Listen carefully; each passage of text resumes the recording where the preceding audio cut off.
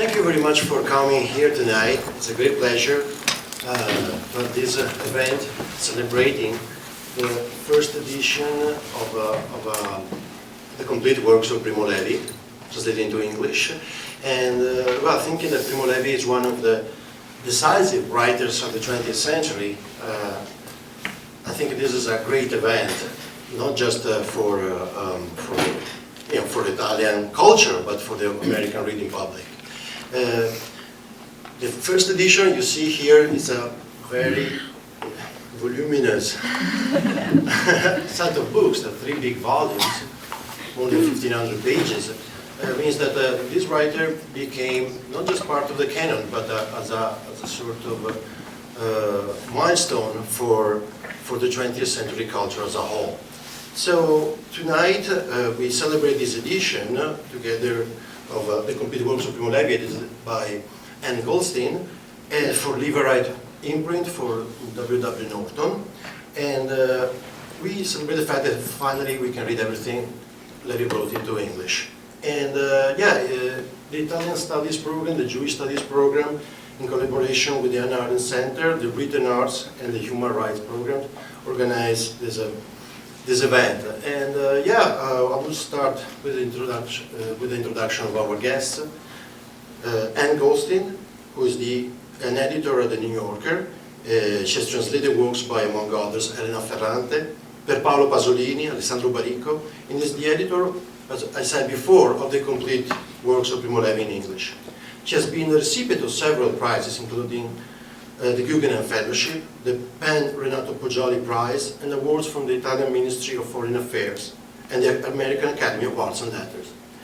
Together with Ann, another prominent translator from Italian, and that maybe some of you know already because he was teaching here at Bard some years ago, Michael F. Moore, who is the chair of the Heim Translation Fund, a UN interpreter.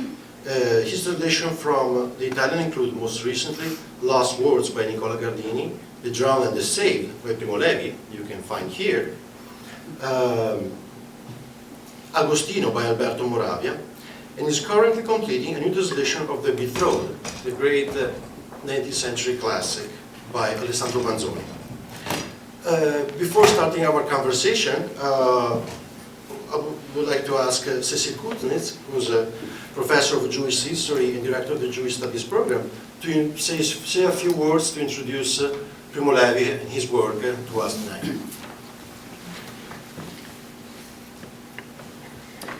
Okay. Well, I'd like to thank Franco Baldasso for the very kind invitation to have me say a few words at the beginning of the event, but I know that you didn't come to hear me speak, so I will be very brief. I'd like to just start by citing a quote I came across by a writer who was himself a survivor of the Nazi death camps. And he wrote that so many memoirs and works of fiction about the Holocaust had already been published that, quote, barring 1 or 2 works that may yet appear, the literature of the catastrophe is now complete. And this writer made the statement in 1953. So it's true that, in fact, there was a veritable flood of writing about the Holocaust produced during World War II itself, then in the DP camps, and then without cease pretty much in the years following. But much of this work has been little known even today, since it was produced largely in Yiddish, the language of the majority of the Holocaust victims, and thus spoke to a kind of insider community of survivors and their family members. So part of what makes Primo Levi's work so significant, from my perspective as someone who teaches the Holocaust, is that in his classic memoir of Auschwitz, it was first published in Italian in 1947, and then in English translation in 1959. And so in this way, he became one of the first authors to bring an account of the death camps to a wider European and American audience. And I'm sure, as many of you know, the original title of this work was changed to Survival in Auschwitz in the first English edition from Levi's chosen title, If This Is a Man. And I think this is perhaps a perfect illustration of the need for a new translation of his work, because it's clear, as I'm sure many of you know, just how much more fitting the original title is, since the book is largely a meditation on what a human being is in conditions of extremis. And so unlike many early Holocaust works in Yiddish or in Hebrew, Levi's meditations are not concerned so much specifically with the fate of the Jews, but rather the fate of human beings in a world where something like Auschwitz can exist. And it's this universalist element in his work that helped it to reach such a wide audience at a relatively early period after the Second World War, and I think one of the reasons that today it's still so widely read and considered such a classic. Now, this isn't to say that Levi's work is irrelevant from the point of view of his own Jewish identity, that his own Jewish identity plays no role. And just to cite briefly one example, his account of his own family's dialect of Judeo-Italian in the opening chapters of the periodic table is considered an interesting source for people studying Jewish linguistics. And in fact, Levi's own sensitivity to language is a feature that appears throughout his writing, and I'm sure that one of the many challenges his translators faced in rendering his work into English was to try to capture this multilingual quality that comes out in his writing and to preserve it in the English translation. So with these few very brief remarks in mind, I look forward to hearing from the translators how they dealt with this and other issues in Levi's work, and I'll turn the floor over to them. Thank you. Thank you. Thank you very much.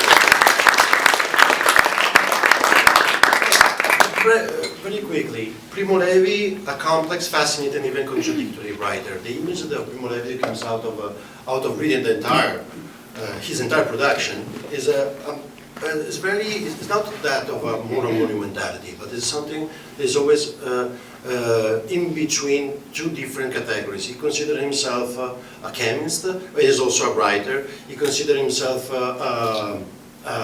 first of all Italian and then Jewish. He also was a poet and a scientist. So it's very interesting that this idea that is behind his production, which is an idea that he himself called hybridity,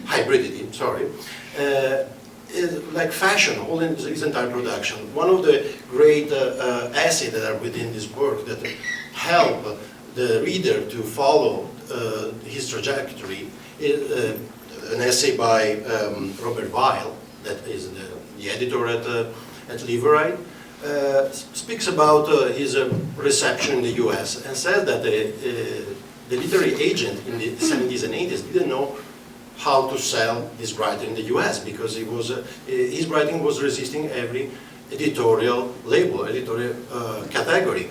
And it's very interesting that he himself, in one of his stories, chose the figure, rather the emblem of the centaur, half beast, half man, to speak about his impossibility of being truly a moral figure, and on the other hand, his impossibility of not being anything else but a witness. So he's a curse on one hand, and also is a salvation of being a witness of not just the Holocaust, but the history of the 20th century.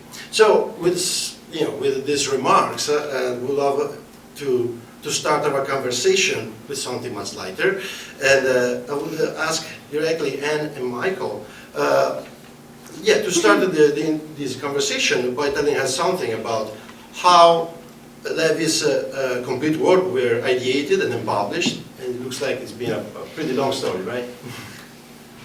Yeah, well, Robert Weil, you just mentioned, an editor at the time, an editor at Norton, had published the complete works of Isaac Babel, which was one volume. But he had the idea, he had always loved Levi, and he decided that he wanted to publish all of Levi in English. And it was a complicated process because the English rights were held by a variety of publishers, different American publishers. And so he spent 5 years getting the English rights to the Italian works, which he did eventually. And then he started in 1998, and in 2004 I came into the picture, and he said, I need an editor for this, and what do you think? I said, sure, it sounds interesting. But what we hadn't realized until we started really, what I certainly hadn't realized, and nor had Bob, was that Levi's work had been published in English in quite a piecemeal way. The major books had been published, This is the Man, The Truce, The Periodic Table, If Not Now When. and some others. But Levi wrote he wrote lots of stories and essays, which he himself collected in Italian into particular books. Whereas in English, people had taken like three stories from this book and 4 stories from that book and sort of put them together, and then many of the stories, or a certain number of the stories and essays, hadn't been published at all in English. So when we saw that this was the situation, I said, well, first of all, we have to translate the things that haven't been translated. And once we started thinking about that, it just made sense to retranslate everything. Because otherwise it seemed to me it would be just the questions of tone and era and everything would be a little bit messy. So that's how it started. And little did we know it would be another 10 years, 11 years before the whole book would come together. And Michael is one of the translators we called on, who rose to the challenge, one of the hardest challenges. I think I'm in the 3rd volume, and whenever I tell someone that I translated Primo Levi, and I point to the book, they said, "You did all of that?" Ann did all of that, I really have to say. We were talking earlier, I think she must have read everything in English and Italian at least 2 or 3 times. It was so daunting just to do the one work that I can't imagine. She did at one point ask me if I would do another book, and I said, really? I didn't think I would ever get out of it alive. I should just say on a personal note, I'm very happy to be back here at BART. I was here, had a very nice 2 years here 15 years ago. My experience with Levi really sort of started as an interpreter at a conference at NYU in the mid-'80s, shortly after the death of Primo Levi. And the big topic, of course, was the book that I translated, The Drowned and the Saved.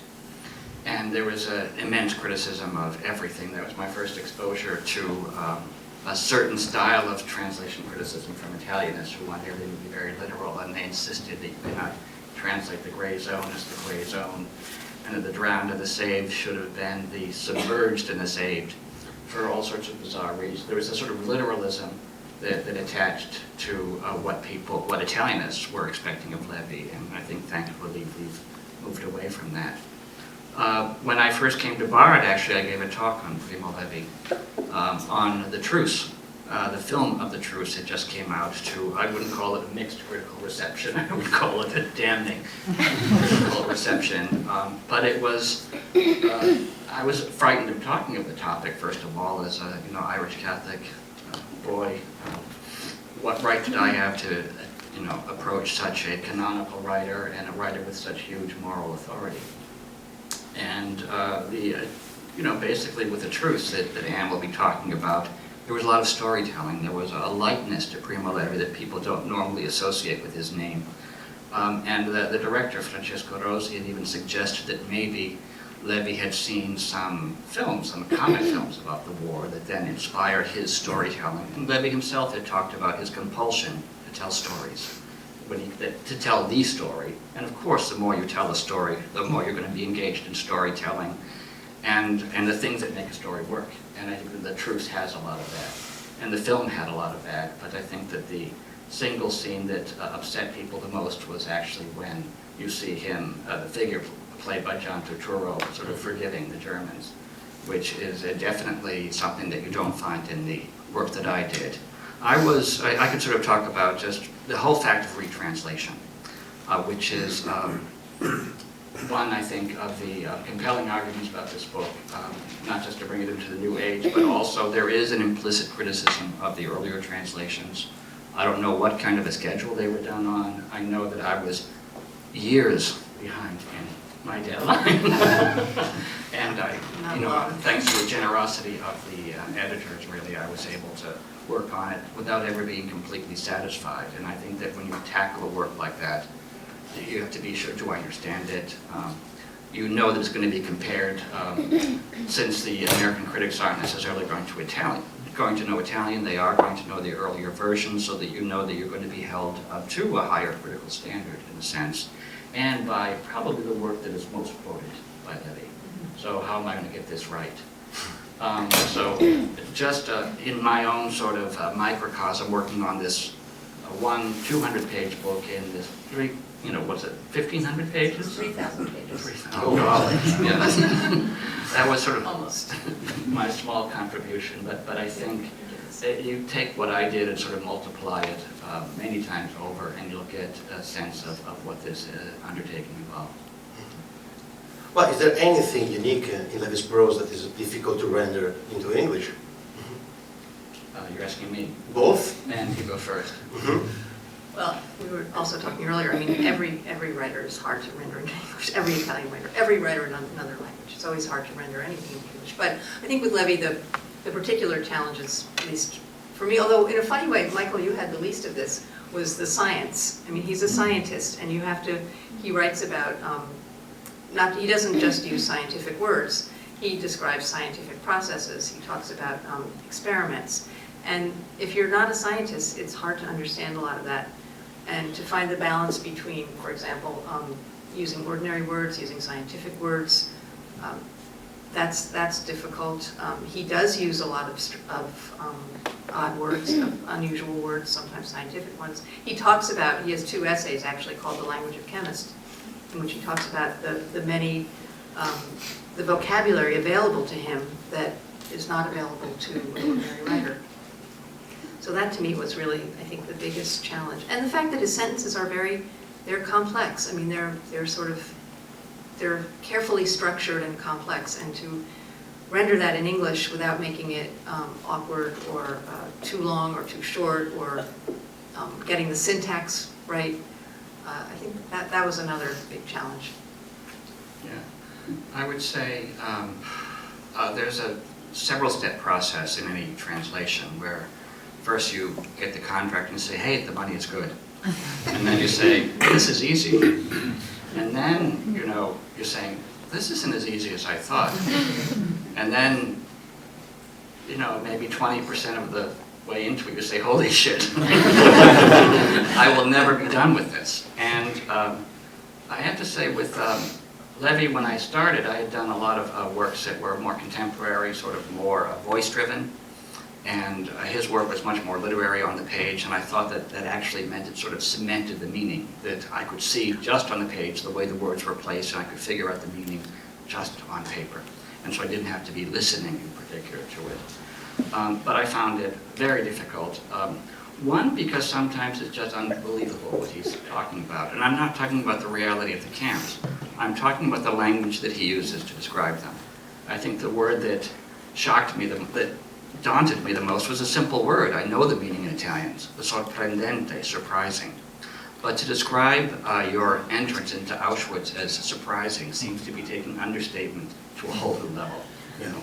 And so I think with Levi there was this sense of disbelief at the words that he would use. They were there, you knew them, and you're like, why the heck is he saying, I think I was criticized actually for not translating the word avventura as adventure, because I'm like, well, and I think it was just, I just couldn't believe that he was saying that in a way. So I think that there was that sense of the language that he was using and how far away it was from my own sensibility and my own dramatic inclinations maybe. There was a lot of quotation, and there was a lot of implicit quotation where you'd be sort of indirectly quoting the great Italian writers. I remember coming across the word allegrezza, which in Italian you would say allegria. You will find allegrezza in Petrarch, maybe. And you think, well, why did he do that? And there was a lot of quotation and then a lot of sort of stitching in words from a very literary register in this. And apart from that, I think that there was a heaviness to it. I mean, the things that he was talking about, you could only do so much every day, because no matter how intellectual an exercise you want to make it, there's tremendous pathos that just exudes from the prose and that it enters into your bones, and you do have to put it down and maybe take it up another day. Yeah, maybe the best way to proceed could be exactly by reading some of your translations, so just to understand your rendition of this difficult writer.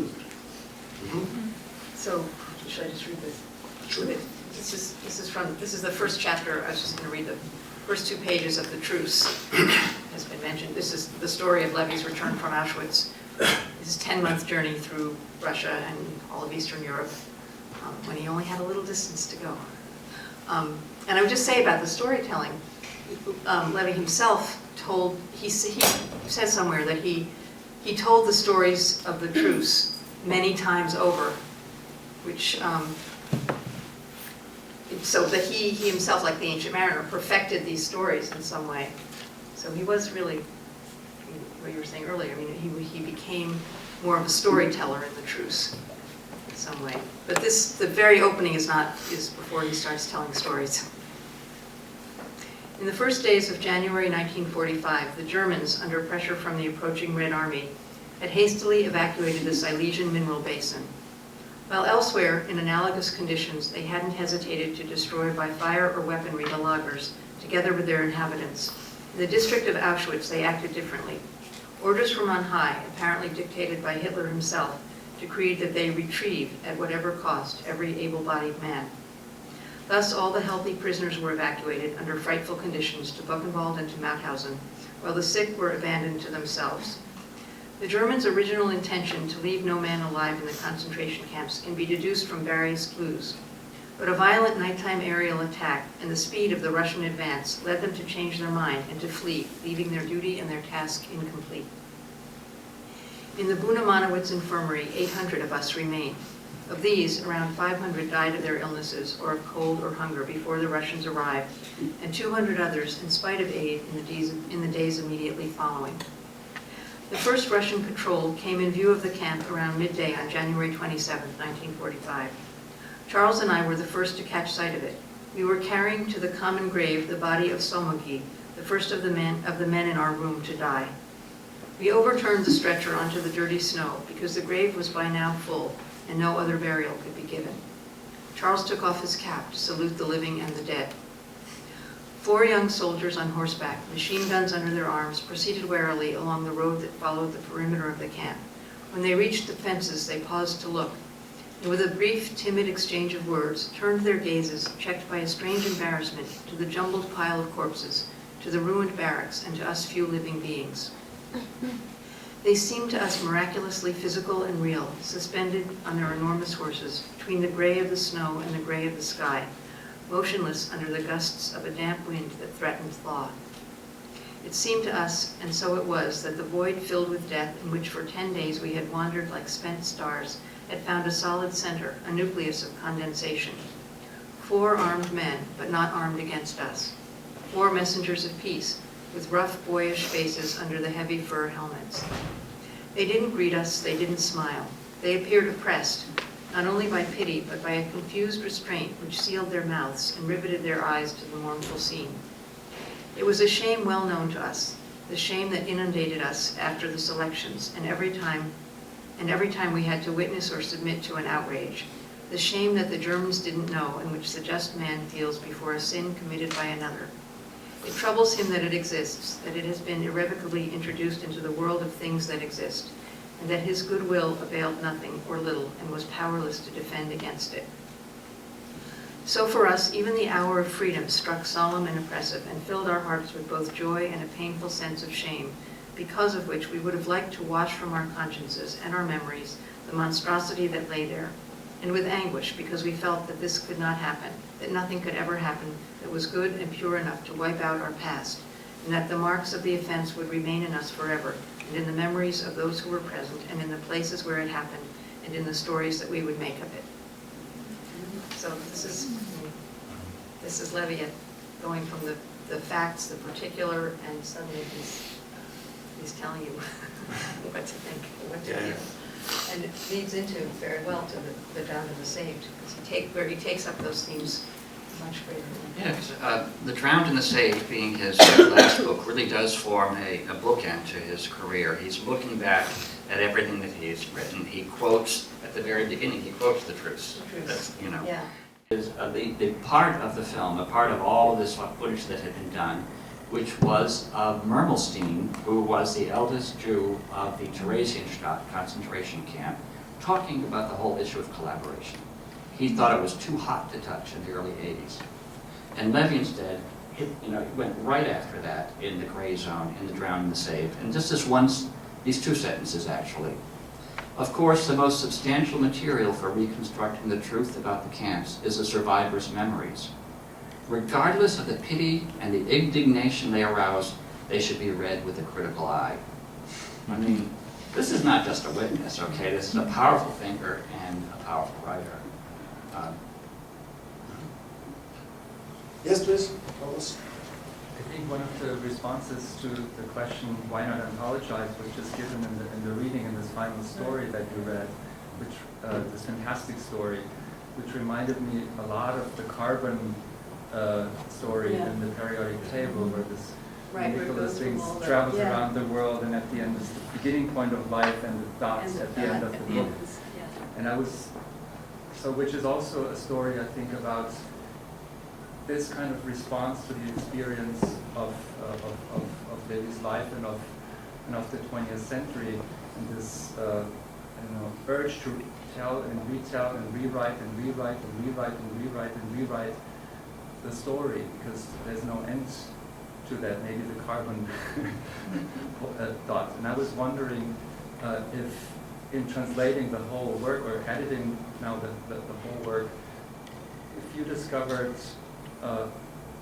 particular, let's say, patterns or forms of that sort of retelling as a response to the experience of the 20th century, in the way how I felt, in a way, presented it by the selection of your passage, the fantastic and the paradox.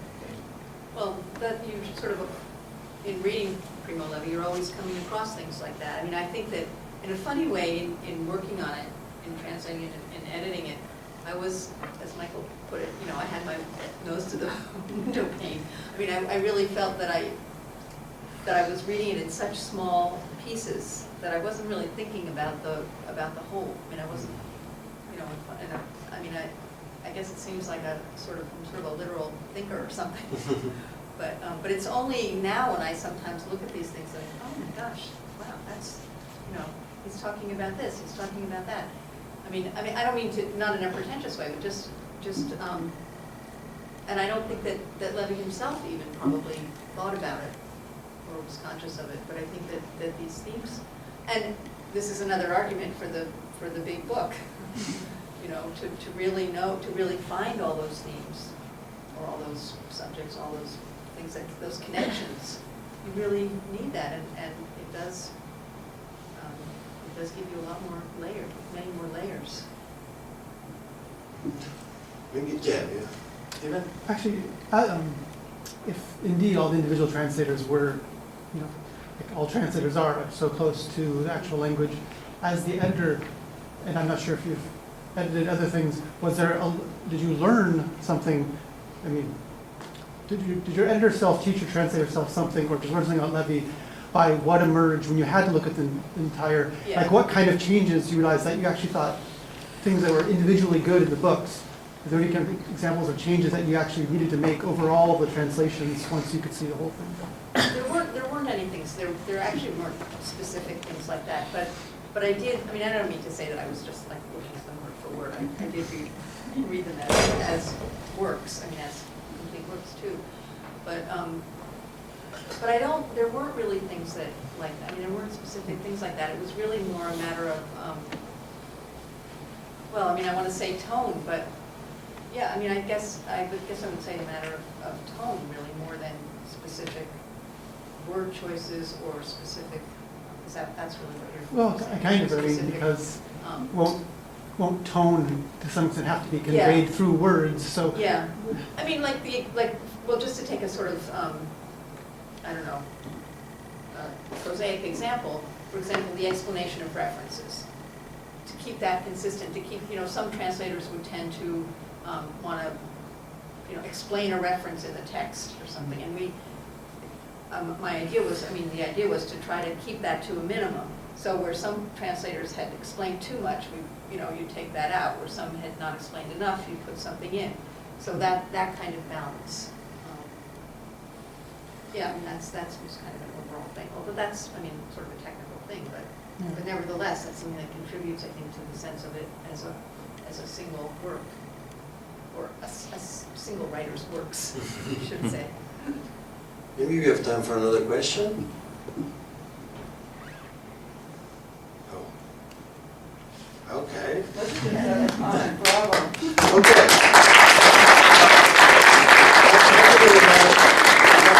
Thank you, Ann and Michael. I just wanted to end with a quote from Primo Levi that I found here. I couldn't find it in the Italian original because it was in an article done by Stuart Wolf, who translated If This Is a Man, and who met Primo Levi at the beginning. Well, Primo Levi was very keen on translation himself, and he said, one cannot know one's own language or use it correctly if one doesn't know other languages. It's a concrete, even a tangible experience, above all, when one translates. Thank you very much.